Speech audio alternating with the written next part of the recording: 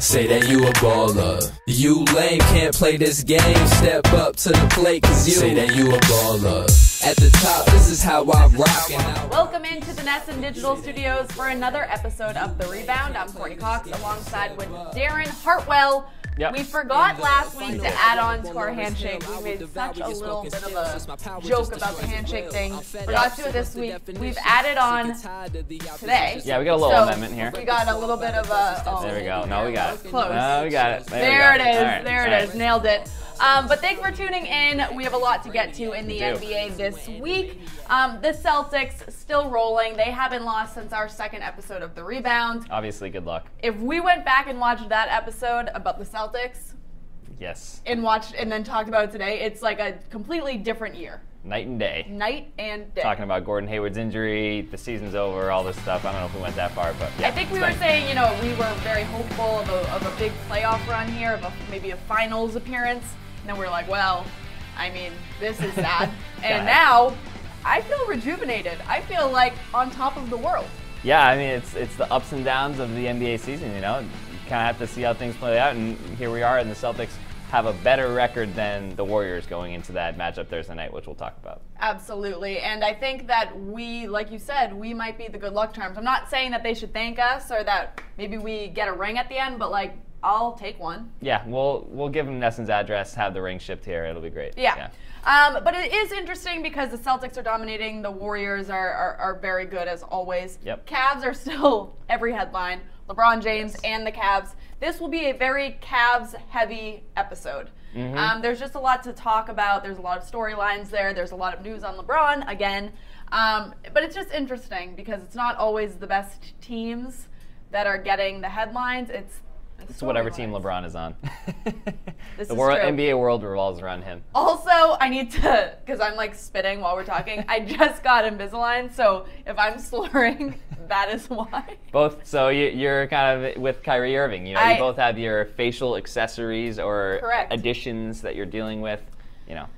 I mean, but we're both succeeding. We're both fighting through it. We're both succeeding. But let's start with the Celtics. Let's talk about them. They're the first team in NBA history to win 13 games after starting the season 0-2. We've kind of touched upon that already. It's incredible. It seems like this team is just, no matter what's thrown at them, they're able to kind of maneuver it. And that's a lot of credit to Brad Stevens. Definitely, yeah. I think that's probably been the biggest thing. They are a very young team on the face of it, even with the stars kind of leading the way. But without Hayward in the mix, it's a lot of young guys. They're getting by on effort. They're getting by on defense. Still the best defensive team in the league right now by 4 points per game. So they're giving up 94.5 points per game. The next team is the Thunder at 98.5. So it's pretty incredible that gap. And they've been through a lot. They've had Kyrie Irving miss games. They've had Al Horford miss games, and they just keep finding a way to get it done. Well, let's talk about Kyrie Irving a little bit. He was, like you said, sporting a new accessory, the face mask, after a face fracture that he suffered. He missed the game on Monday. He suffered it Friday, Sunday, and then missed the game Sunday. Right. And then Tuesday he had that gorgeous mask. But he's not loving it. No. Think about it. That would be a hard thing to play basketball with. I know you've played basketball before. You used to be a basketball player. That's tough. And I know that he was talking about being able to see the basket and things being foggy. Think about breathing and the whole thing fogging up. It's just. Yeah. It's tough. He said it's almost like having somewhat foggy blinders on, is how he described it. And yeah, if you watch the game, every time out, any stoppage in play, he'd be fiddling with it. There's at one point where he just literally threw it on the ground and then was like, oh, I have to pick this up. I have to go wear this again. Anytime there's a timeout, he takes it off. I think there's a replay where he got kind of hit in the face and it slid down. So the mask is over his face and the play is still going on, and he tries to attempt a layup. I think he might have made the layup. Well, I think the best part is that, yes, he's saying he doesn't like it and that it's kind of affecting him, but he's not making excuses because he still led the team. He had 25 points, 5 assists. So he's just saying that he doesn't like it. He's not saying, "Oh, I played badly," because he didn't play poorly. He played great. Yeah, and it's actually, it's funny. He used to the last time he wore a mask, or a few years ago, he had a black mask, and it is literally opaque, I guess you could say. Mm-hmm. And he said people wanted me to wear that, but in that case, the mask slides down, then you can't see anything at all. then so he's like, yeah, he had a line where he's essentially said, my teammates should thank me for that I'm wearing this clear mask because I can actually see them and pass the ball to them. So, I mean, it looks like he's going to be wearing this for the next couple of weeks, but if he keeps playing like this, then doesn't really matter. But it is interesting all the obstacles that the Celtics have gone through. This is very early on in the season, but they've already been through a plethora great word of the day, of obstacles, kind of enough to last a whole season, in my opinion. But Celtics reporter Marc D'Amico tweeted out this list of the obstacles, just to go through them. No Hayward, obviously. They've gone through games without Horford. They've gone through games without Kyrie. No Hayward and Horford. No Hayward and Horford and Kyrie. Yes. Trailed by 18 in Oklahoma City. Trailed by 18 for Charlotte. Without Hayward, Horford, and Kyrie. Shot less than 42% on field goals 6 times. That's happened 6 times. Bench totaled 12 points 1 time and won by 7 or fewer 7 times. We have seen these games come down to, the final stretch, which is kind of, it keeps everybody on their toes. It makes the game exciting, but it's also you're holding your breath watching. I know that the end of the game against the Raptors. Yeah. Was nuts. DeMar DeRozan has a turnaround jumper that he makes probably, I think Dwayne Casey said he makes it 999 times out of 1,000, which is an interesting twist on that comment. But yeah, that was another one that, Celtics maybe sometimes you have to get a little bit lucky. But I think definitely for a young team like this, getting those wins in close games, it's essentially finding out how to win or learning how to win, getting used to winning, and they've been able to do that. I think that the Hornets game is probably the wildest. The fact that they were down so much without their star players, plenty of teams would have just packed it in. There are 82 games in the season. All right, we don't have our star players. Let's just go out and get them next time. And they come back and they win the game. Very sloppy game, obviously, on both sides. But the Celtics, they kind of like winning sloppy. They have Marcus Smart, Terry Rozier. Those guys those guys give a ton of energy, kind of grind it out, and that's pervasive. Well, and Jaylen Brown, I mean, you think that you're playing all these games with, 1 day in between. You must be tired. Jaylen Brown, that dunk he had against the Nets. Yes. On Tuesday night was the steal and then the dunk. Get him in the slam dunk contest. I mean, he doesn't look tired. I'm sorry, but this guy's performing at a high level. It is early, but they've had a decent amount of games and they've been traveling back to back. They're performing. I mean, we can only say it so many ways.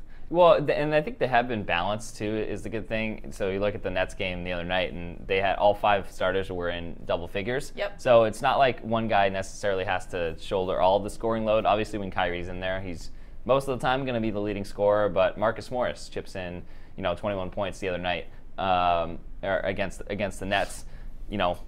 Brown and Tatum have been averaging around 15. They've been right around like 15 points a game.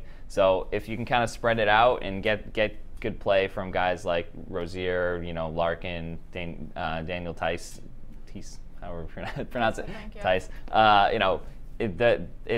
It's up and down the roster. So if you can keep it balanced enough, I think we mentioned on the previous show that how the Warriors went 12 or 13 deep in one of their wins. I think that's the key, especially early in the season, is to spread out the minutes, get balanced scoring, and you're going to be all right. Yeah, against the Nets, Al Horford and Marcus Morris both had double-doubles. Yep. But then you look at like Aaron Baines, who had an incredible game against, now I'm going back in time, against the Lakers. Yeah.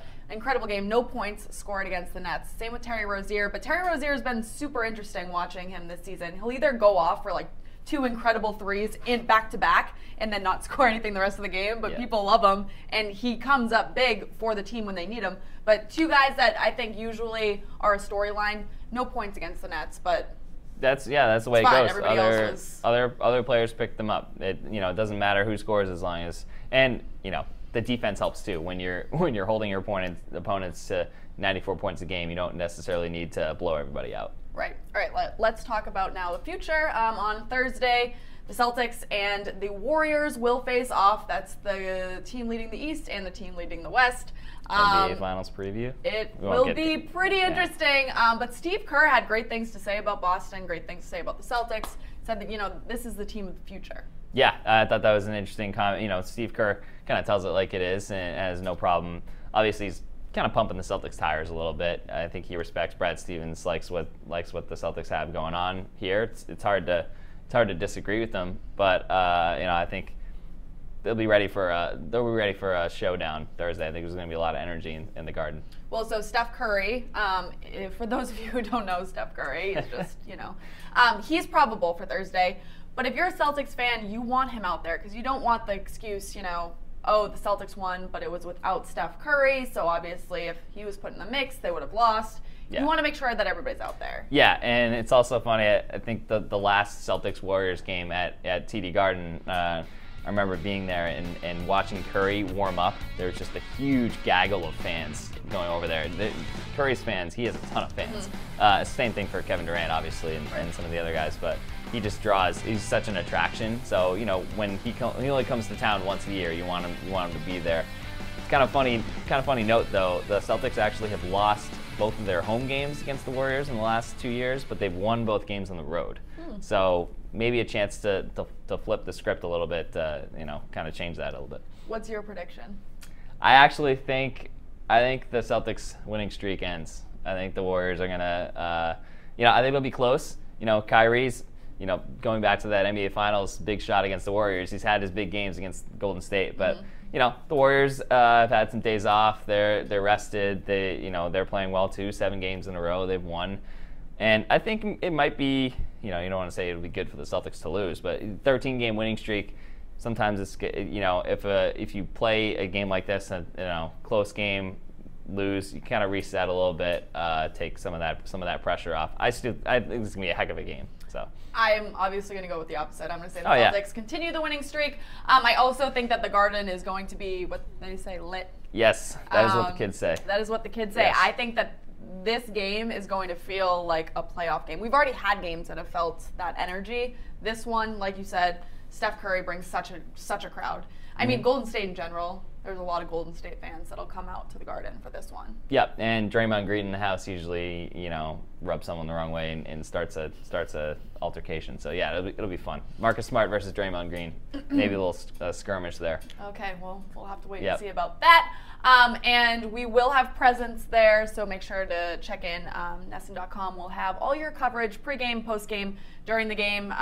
It will be a good one. But let's move on. Cavs Knicks. This was kind of the storyline of the week, I felt like, from social media, from the actual game. Speaking of playoff atmospheres, this one kind of had that feel a little bit. Yeah, and there was a lot leading up to it, too. I felt like everybody was, LeBron in New York, excitement. We will talk about the social media part in a minute. Let's talk about the actual game. From pregame to during the game to postgame, this one was entertainment at its finest. The Cavs and the Knicks are two teams that like to be in the spotlight, and yeah, they certainly didn't disappoint. You had so it started with the Knicks rookie Frank Ntilikina, I think is how you pronounce it. So he bumps LeBron in the first quarter and kind of just shoulders up to him, says, hey, I'm not really intimidated by you. Obviously LeBron gets in his face, does the little shoulder shrug thing that he likes to do, and then Enes Kanter, the defender of everyone on the Knicks or anyone who's ever played with, comes in and starts jawing at him. And post game there was a little bit of a scuffle. Yeah. So that continues after the game. I think Enes Kanter called LeBron like a queen or a princess or something like that, and LeBron's like, "Who is this guy? Who are you talking about?" So yeah, it's a never-ending drama with these guys. I think you can see both sides of it. The Knicks don't want to be pushed around by anyone, and they have their rookie who's pretty good player. LeBron. So it all started with LeBron saying that the Knicks should have drafted Dennis Smith Jr. instead of this guy. Right. Who went one pick behind. Which, what's the point, honestly? Yeah, why is he saying that in the first place? He's kind of just, he knew that was going to make headlines. I think he said that in his quote. He's like, yeah, this might make headlines in New York, but I don't know why he just, he likes stirring the pot, I guess, and he guess he's good friends with Dennis Smith. They're likes his game, but it's good entertainment for us. It's good, it's good fodder. It makes it interesting. If you're a Knicks fan, though, you're kind of disappointed with the outcome. I mean, the Knicks looked great. They were up 23. 23 points. And then the Cavs just in the fourth. Yeah. And then the Cavs just come out of nowhere and kind of just realize that they're playing in a game and start lights out. So that's the one thing with the Cavs, right? We've talked about their struggles so much. They're 7-7 on the season. They're still kind of there's still some questions about how far they're going to go. You look at a game like that, when they turn it on, they know how to win. Even though they didn't play well at all and got to get to that point, when they hit a lot of clutch shots down the stretch. Kyle Korver hit some. LeBron hit the big three over Porzingis. So that makes me think a little bit that, all right, the Cavs they're gonna be around come May or June. Right. Well, this is a quote from LeBron James after, which is such a LeBron James quote. It's ridiculous. From Bleacher Report. He said that it's been a while since I've had that clear-cut guy who can get guys involved but also score at the same time. I wonder who that's in. So he's talking about Isaiah Thomas, potentially coming back. Mm-hmm. It was for a feature for Bleacher Report. I think he's had a pretty good score on his team last year. It's by the name of Kyrie Irving. I I don't know. There's something up his tailpipe this year. I don't know. He's just maybe he's just kind of having fun with everybody and is like, No, I think he's being. At the end of the game, he wanted a foul after missing a free throw, missing a free throw, gets the ball back, shoots it, misses, and wants the foul, and they won. That's the way it goes with LeBron. It's just, the spotlight's always on him. All right, well, let's move on to another guy whose spotlight is strong. Literally. Strong on him. Lonzo Ball getting benched. For me, this wasn't even really a story. Yeah, I mean, it's happened twice. I mean, he gets the start and then he gets benched, and it doesn't seem to bother him that much. So I don't know why. I think the one thing that might be cause for concern, if you look at the grand scheme of things, he's a rookie. His playing time could fluctuate. That's fine. I think the shooting is an issue. Especially if you just look at the numbers. So he's averaging 9.5 points per game. That's not terrible. It's also not great. 31.3% from the field and 25% from three. Yeah. And when you shoot like that, people are going to question, what you're doing. Right. But that's why it's of course he's going to get benched, especially when other players around him are playing so well. Yeah, exactly. And to his credit, like you said, he said, I'm fine with it. I would have done the same thing. Right. They got the win. So it looks like he, compared to his dad, that's always been the thing. He has a pretty level head. He keeps kind of does the smart thing. But just in terms of his play on the court, though, he's a great passer. He leads the team in assists. But I think that shot. I mean, I guess he's not going to change the way he shoots, and maybe it just takes time to adjusting to the NBA three-point line, to NBA arenas, whatever the case may be. But if this goes on a little bit and shooting continues to be an issue, I think that's going to be a problem just because of the amount of pressure that's on this guy. He's the number 2 overall pick. Yeah. So I think there's going to be some cause for concern. There are point guards who can't shoot. Rajon Rondo, Ricky Rubio, that's kind of been their weaknesses. But I think the bar is set a little bit higher for Lonzo Ball, at least right now. Well, I think Coach Walton had said, it is making that adjustment. He remembers when he got into the NBA that the three-point line just felt so far. Yeah. So, I mean, it is an adjustment. But what I like about Lonzo is that he gives credit to his teammates, too. I think his exact quote was JC was hot. I would have gone with him, too. So he understands. He gets it. So that's why I just didn't understand why it's the top story on NBA.com all week. Well, it's because it's Lonzo Ball. And it's the Lakers. And because his brother yes, arrested in China or put under house arrest. He was released, put under house arrest for attempting to steal sunglasses at Louis Vuitton. Allegedly, yeah. Interesting. Louis Vuitton sunglasses are expensive. I get it. He's also a multi-millionaire. I'm pretty sure. His family has plenty of money. Yeah.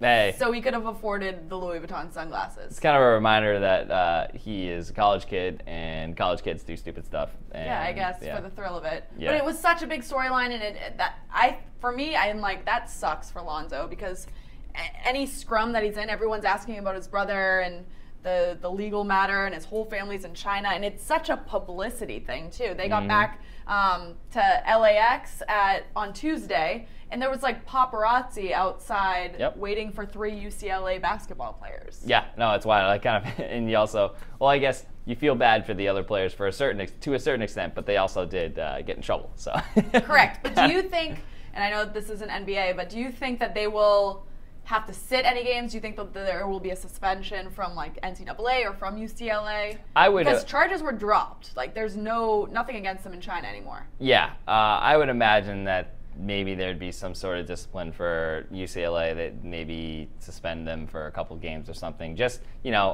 who knows about the legal stuff? Maybe UCLA determines that they didn't do anything wrong, and it's just, but that's the legal stuff. But just in terms of being a distraction to the team, correct. I think that's an angle you can take. So. Yeah, and now just like everything's getting involved because Donald Trump's involved. He's tweeting, "Are they going to thank me?" Now everybody who loves politics and has their, everybody has their say about what's going on in the country. Now they're tuning in to UCLA basketball. I mean, the whole thing is just like. It's crazy. Great fodder for the Big Ballers Facebook show, though. Yeah. Huge. Maybe they just staged it all just for that. Maybe. It's my conspiracy It's like theory. the Kardashian pregnancy thing. There was a tweet I saw, and I don't remember who tweeted it, but they said they retweeted the Donald Trump tweet and said Kris Jenner is tipping her hat at LeVar Ball right now, like being like, "Good job, good one. This is." Your ratings are going to go through the roof. It's next level. All right, let's move on. Rockets 6-game winning streak snapped by Raptors on Tuesday night, 11-4. I mean, them and the Warriors are kind of going back and forth at the top. It was funny because at the beginning, our first show, the Rockets had said, we want to beat the Warriors at their own game. And I mean, it's back and forth every week. Yeah, and it's kind of funny. They're doing it a little bit differently. Chris Paul has been out. He's only played 1 game, so they're kind of taking a little bit different approach. They're not playing. They're usually a fast-paced team, and I forget exactly what their pace is, but it's a little bit lower right now. Eric Gordon's playing really well, 22 points a game. Clint Capella is averaging a double-double, so they're, and then obviously James Harden is still, he's leading the team in points and assists and steals. Like his points, I think, is like 30.2 or something. Yeah, he's as good as ever. Like we said, it's early in the season, but Rockets Warriors could be a nice little rivalry there. I'd be excited for that. Yeah. And how about this? The Bucks 3-0 since trading Eric Bledsoe. They're back up to 7-6 on the season. It's kind of funny. Yeah, and maybe he found a good hair salon. He's in a good mood. Everything's good in Milwaukee. Yeah. He's not. I think he's around 15 points per game in the 3 games back. He's not exactly lighting it up, but it looks like he's fitting in pretty well. It's kind of one of those things where someone just like wants to get out of town. It's just a bad situation. He's out of Phoenix. The Suns are still terrible, but the Bucks, it looks like it's benefiting them. So the Bucks they're 7-6 right now, still kind of figuring some stuff out, but seems to be gelling. So far, so good. Yeah. All right, now let's go to some social media. We're going to start with that LeBron James subway. If you have been living under a rock, you didn't know that LeBron James rode the subway in New York. Shocking. He's just like us. He's just the cabs, just like us. Just regular guys. But they made such a scene out of this. They didn't just do it. He had to videotape it. Here's what happened. On our way back from shoot around, decided to take a different transportation this time. Where we at, Kyle? On the train, we had 2 options. 45-minute bus ride. 45-minute bus ride. 6-minute train. Or a 6-minute train ride. So we decided to hop on the train with the squad. Hey Channing, what's up? What's up? Hey, what's squishy? What's squishy? I don't know this dude right here. He tripping. Hey, D-Wade. Hey, well, we on this train? Man, we out here, dog. Hey. We out here. Hey, we on this train. Yeah, now we got more room now. Look. Hey, Brown, chill out. We're on the train, man. Headed back to the hotel, getting ready for the Knicks game tonight. Uninterrupted. So there you have it, LeBron James. The guy sitting next to him. Oh yeah. James LiAngelo. Yes. LiAngelo. Hilarious. And LeBron basically kicks him out of his seat.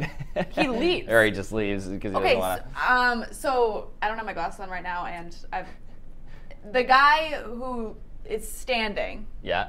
And and James LiAngelo is sitting. Yeah. Who is that? The guy standing next to, well, the guy sitting next to him was Kyle Korver. And then on the other side, he's standing. I don't know. We'd have to go back to the tape. It's funny because when James LiAngelo puts his hand out to LeBron's phone, saying, don't film me, player number 1 goes like he's he's on guard.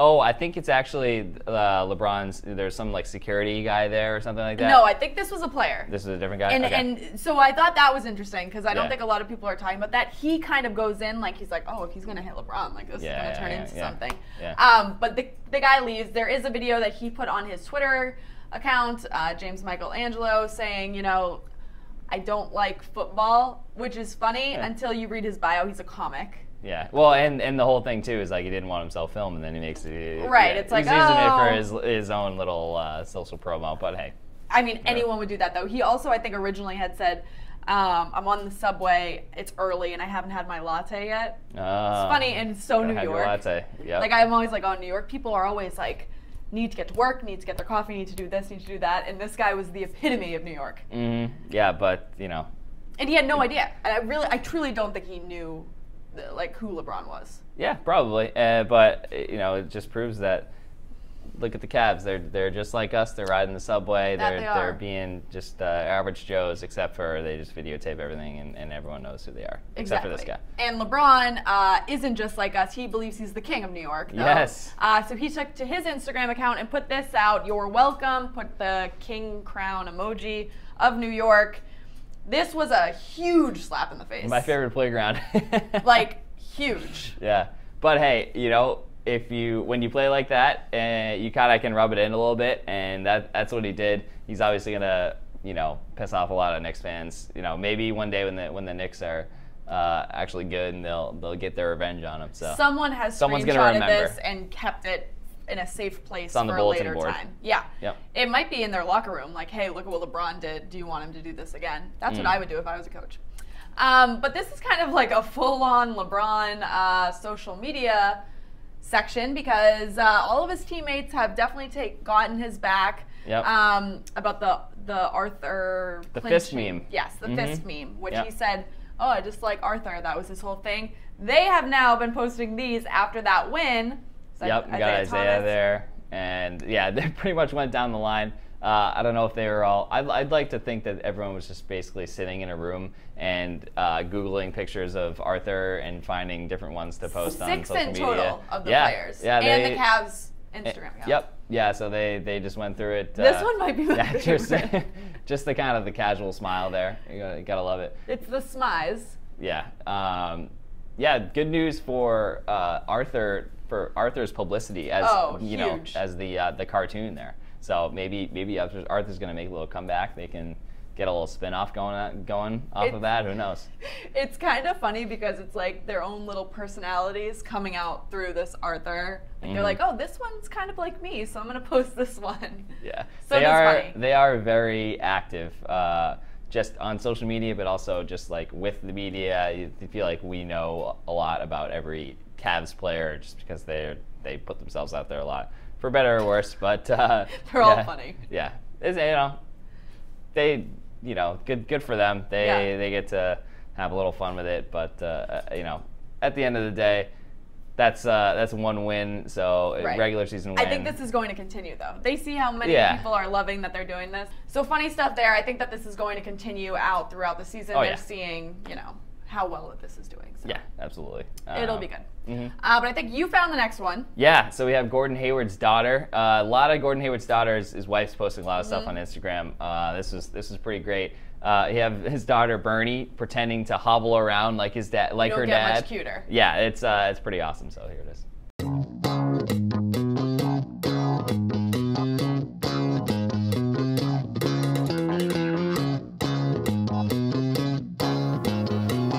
So everything about that was cute, from the name Bernie to Gordon Hayward being on crutches. That's awesome. Robin giggling in the background. Solidarity in the Hayward family. They're all on board. Yeah. It's great. Boston fans eating this family up.